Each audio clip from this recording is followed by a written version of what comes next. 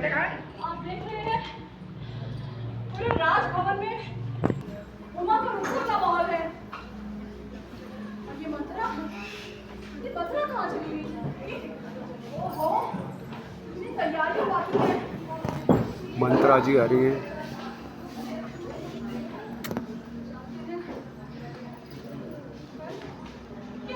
मैं क्या पहनूंगी इस शुभ घड़ी में?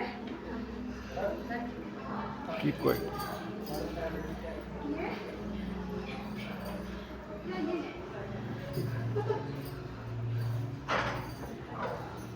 तू कहाँ रह गई थी? हाँ, मैंने तुझे कितना बुलावा भेजा। जानती है जिस शुभ घड़ी के लिए मैंने बरसों प्रतीक्षा की है, वो शुभ पल अब आने की वाला है। मंत्रा, कल की उस मंगल घड़ी के लिए जब राम का राज तिलक होगा। ओहो मंत्रा, आज मैं इतनी प्रसन्न हूँ मंत्रा कि तू आज मुझसे चांद तारे भी तोड़ कर लाने के लिए बोले ना, मैं बहुत तेरे लिए लेकर आ जाऊँ। अरे बोलते क्यों नहीं? अच्छा ये देख, मैंने अपने आभूषणों में से ये बहुमूल्य हार तुम्हारे लिए रखा है। यूपी वाले कितने बजे? मैं अपने हाथों से तुझे इसे पहना दूं। हार गले में मत डालो रानी, इससे अच्छा है मेरा गला काट के फेंक दो। कम से कम इन आंखों से तुम्हारा बुरा होते हुए तो नहीं देख सकूंगी। चुप हो जा, कुछ भी उल्टा सीधा बोल रही है। बुरा हो मेरे बैरियों का। मंत्रा, तुझे क्या हुआ है?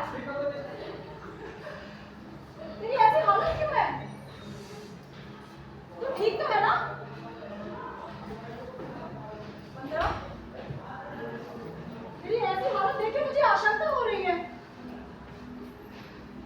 मेरा नाम अपने तीनों भाइयों सहित राजा दशरथ कुशल से तो है ना? सब कुशल से है रानी, सब कुशल से है। मुझे बस तुम्हारी ही कुशलता नहीं दिखाई दे रही है। मेरी कुशल मेरी कुशल को क्या हुआ है मंत्रा? तुम देख नहीं रही? मैं तो खुशियों के सागर में गोते लगा रही हूँ। और मुझे बस एक ही दृश्य दिखाई दे रहा है मंत्रा कि कल मेरा राम अयोध्या का राजभार संभालेगा, अयोध्या के राज सिंहासन पर बैठेगा। मंत्रा, पहली बार ऐसी मूर्ख स्त्री को देख रही हूँ जिसका इतना बड़ा अहित होने जा रहा है और वो खुशियां मनाने में लगी हुई है। हाय हाय, फूट गए करम। अरे करम चली, तेरा रूप अच्छा नहीं है, कम से कम बातें तो अच्छी किया कर। ओह आप समझी? लगता है लखन लला ने तुझे कोई सीख दी है। मेरा राम तो कभी किसी अयोध्या का राजपाट हड़प कर जाएगा। करम चली, तेरे चिमक खिंचवा दूंगी।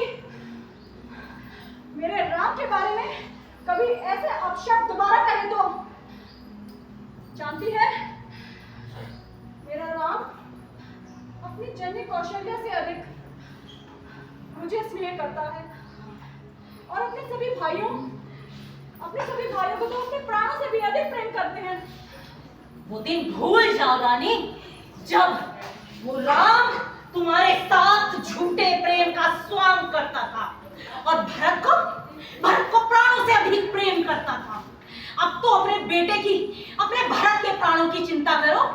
आज भरत राम की आंखों का कांटा है, उसके रास्ते का पत्थर है।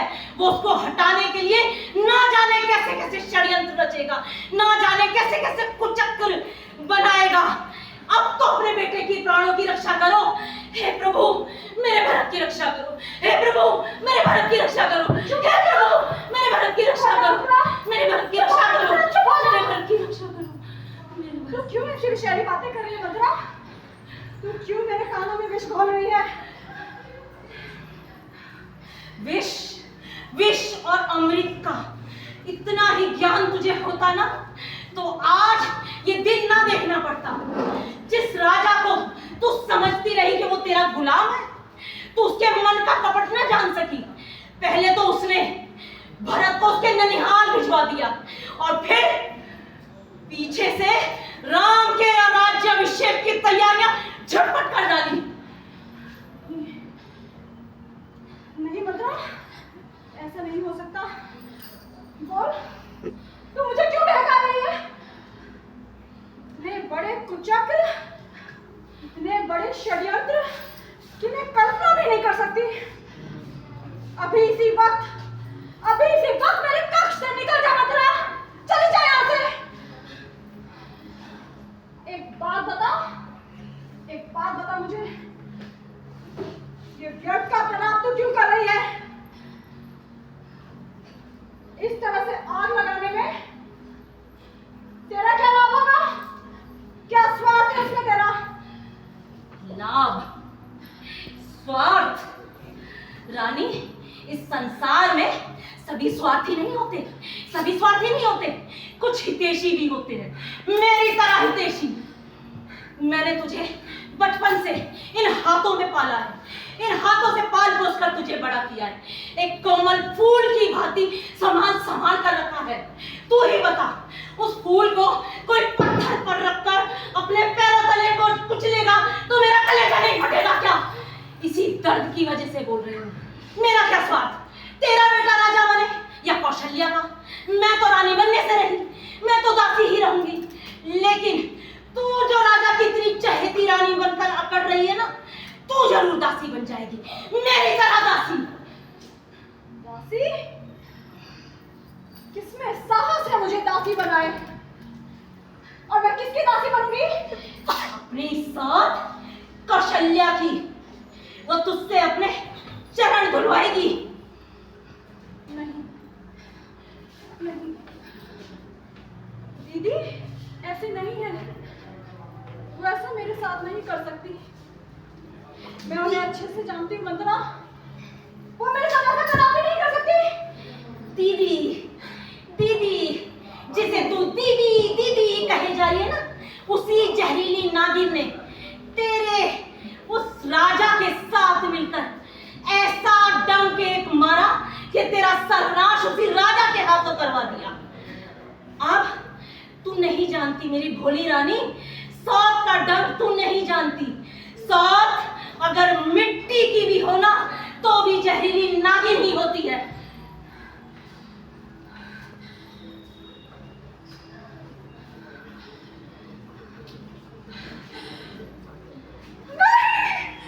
नहीं, मैं किसी की दासी नहीं बनूंगी। सौत की दासी बनने से पहले मैं विषपान करके अपने प्राण त्याग दूंगी। किसी की दासी नहीं बनूंगी, कभी नहीं। अरे मूर्ख, मरने की क्यों सोचती है? जीतने की सोच। तेरा बेटा राजा कैसे बनेगा? सोच, तेरा बेटे का राज तिलक कैसे होगा? मंत्रा, क्यों ज्ञान को मुझे ऐसे सपने दिखा रही है मंत्रा? मेरा सब कुछ मिट चुका है मंत्रा, मेरा सर्वनाश हो गया है, मेरा सर्वनाश हो चुका है मंत्रा। कल भोर होते ही राम राजा बन जाएगा। कल में और राज में अभी एक रात बाकी है। एक रात में क्या भी हो जाएगा मंत्रा? क्या हो जाएगा एक रात में? प्रलय।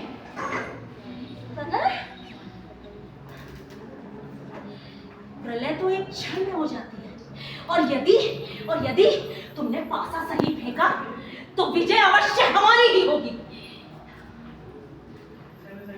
मंत्रा, मेरी तो बुद्धि चकरा गई है मंत्रा, मुझे समझ में नहीं आ रहा मैं क्या करूं। मंत्रा, अब तू ही कुछ सुझा मंत्रा, तू ही कुछ सुझा। अब ये भी मैं ही बताऊं? इस मुश्किल घड़ी में मंत्रा, अब मुझे तू ही सबसे बड़ी हितैषी जान पड़ती है इस पूरे संसार में। अब मंत्रा तू ही सब कुछ है। अब तू जो कहेगी मैं वही करूंगी। तो मुझे जो रास्ता दिखाएगी मंत्रा, मैं उसी रास्ते पर चलूंगी। बोल बोल, मुझे क्या करना होगा मंत्रा, बोल। अरे मेरी भोली रानी, तुझे अब रास्ता भी नहीं पता? हाँ मंत्रा, अब तुझे ही दिशा दिखानी होगी। तो सुन, तुझे याद है राजा दशरथ के 2 वरदान अभी तेरे ऊपर बाकी हैं। उन 2 वरदानों का प्रयोग करके तू इस बाजी को पलट सकती है। वरदान?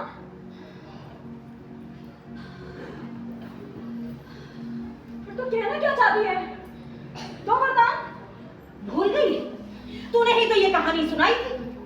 एक बार जब असुरों में और देवताओं में युद्ध छिड़ा था, उस समय पर राजा दशरथ इंद्र की सहायता करने के लिए पहुंचे थे, और उस समय तू भी तो उनके साथ थी। उस समय पर राजा दशरथ बुरी तरह घायल हुए थे। उनके प्राणों की रक्षा करने के लिए तूने बड़े सकुशल वहां से रथ को निकाला था और तू उनको महल लेकर आई थी, और फिर तूने उनकी सेवा करके उनकी प्राणों की रक्षा की थी। उस समय राजा दशरथ ने प्रसन्न होकर तुमसे कहा था रानी कि मांग लो रानी, मांग लो 2 वरदान, तुम जो मांगोगी मैं तुम्हें वो दूंगा। तो तुमने उत्तर दिया था कि वो 2 वरदान, महाराज अभी मुझे आवश्यकता नहीं है, सही समय आने पर मैं उन 2 वरदान को मांग लूंगी। आज वो सही समय आ गया है रानी, मांग लो अपने 2 वरदान। मुझे बता, ये बाजी कैसे पलटी जाएगी? इन 2 वरदानों में मैं क्या मांगू मंत्रा, क्या मांगू? अरे मेरी भोली रानी, सुन, पहले वरदान में तुझे मांगना है भरत का राज्य अभिषेक।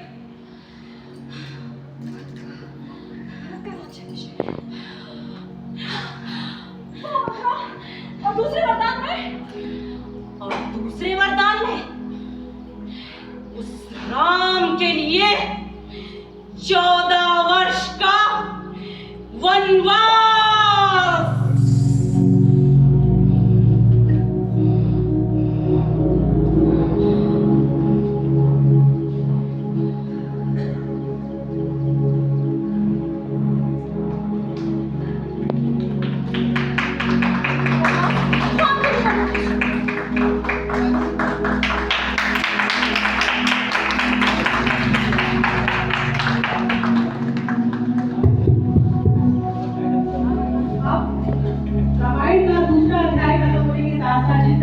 आपने मंत्रा और केकई का संवाद देखा, भरत का मिलाप।